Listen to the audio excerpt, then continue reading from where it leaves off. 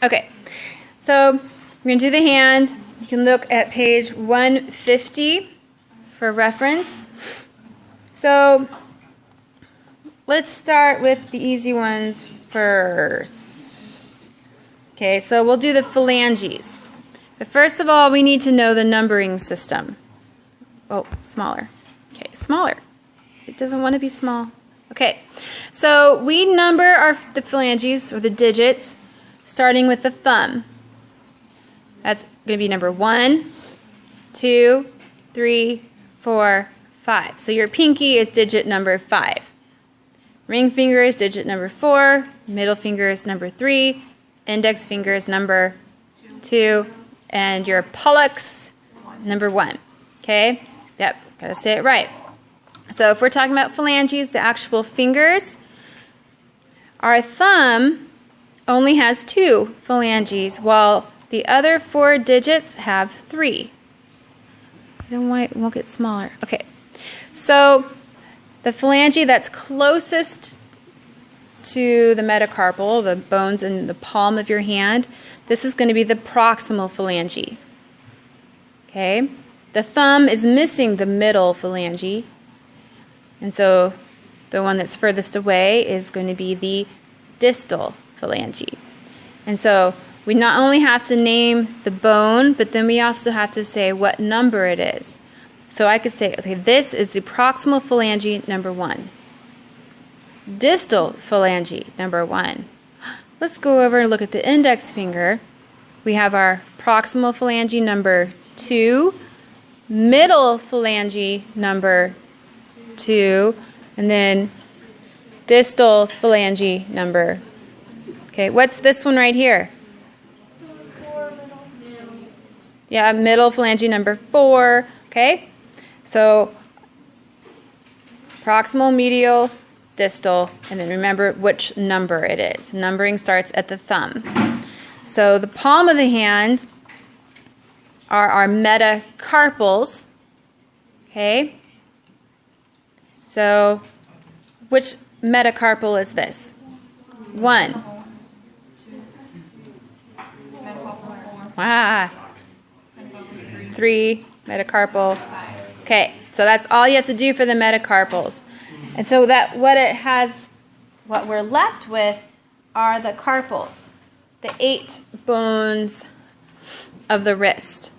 Yes, ma'am. For the exams, we're going to have each individual one. How can we tell which one's which? They will be articulated they'll be attached like this. Yeah, I would never just give you individual finger bones. That would be so mean. Now, if you were in medical school, you'd have to, but not for this. Okay. No. If you know it on the hand, you're good. Okay. So what we have left are the 8 bones of the wrist. So I am showing you, first of all, are we looking at the anterior or posterior view of the hand? Posterior, that's right. Now, looking at your book, are they showing us the anterior or posterior view in the book? Posterior. They're showing us the posterior.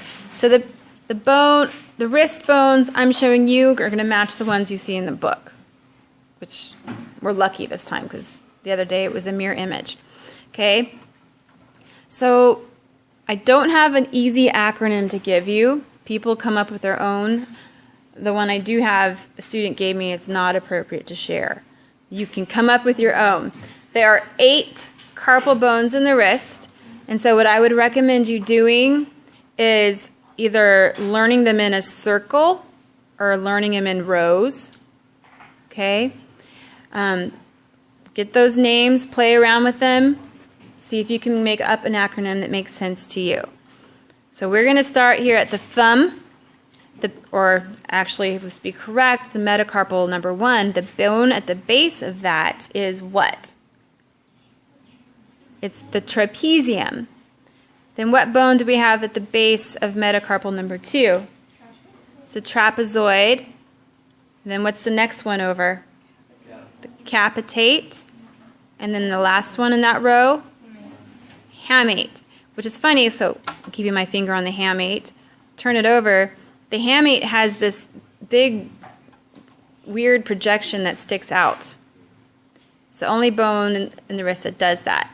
And if you did look at the hamate separate by itself, it kind of looks like a ham. That's probably why they called it the hamate. Okay, so in the first row, we have our trapezium, our trapezoid, our capitate, our hamate. And we do the second row.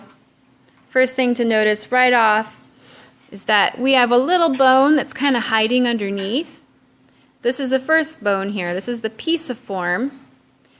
Okay, so the pisiform is kind of hiding underneath. It's not even shown in your picture because it's hiding underneath. So in your picture it looks like this. You can't see the pisiform, but it's there. So the pisiform is underneath the triquintrum. So here's a triquintrum. Pisiform is hiding underneath. So pisiform, triquintrum. It's hard for me to say. Then we have the lunate, and then the scaphoid. Okay? So, again, whatever helps you best, but I would recommend an acronym, learning them in a particular order. Yes, ma'am? Can you show us the pisiform? Okay, so the pisiform is hiding right under here, the triquintrum, so I'm just going to turn it to the side. It's this little dude. So if you have one of the cheap hand models, it just shows it as a bump. It doesn't show that it's separate, but this one shows it separate. Or if you have a real bone model, it should show it separate. But it is a separate little bone hiding underneath the triquintrum. And you doesn't have the bone. Oh, they don't. The wire's there, but the bone's not.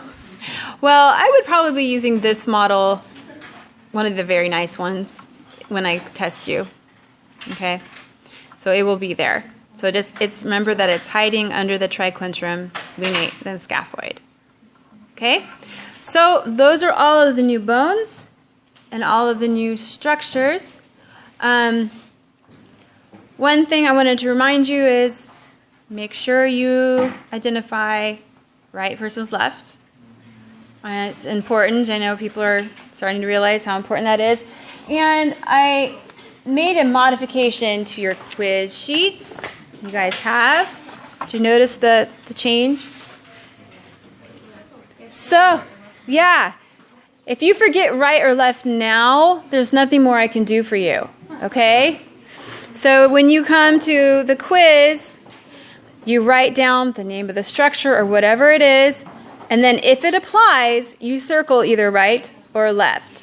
Now, let me just tell you, if you try to be ambiguous and kind of half circle them both or something, you don't get credit. I know how it works. I mean, I tried to do it too when I was in school. So be really clear about which one you're going to pick. Okay? So hopefully this will help on the quiz portions and the test. If you circle both, I'll just mark it as wrong. That's correct. If you circle both, it's wrong. Can we just write it out? You can write it out. This is just my way of trying to help you remember. You can write it if you want to. Okay. Any questions about the new bones or the quiz? Okay.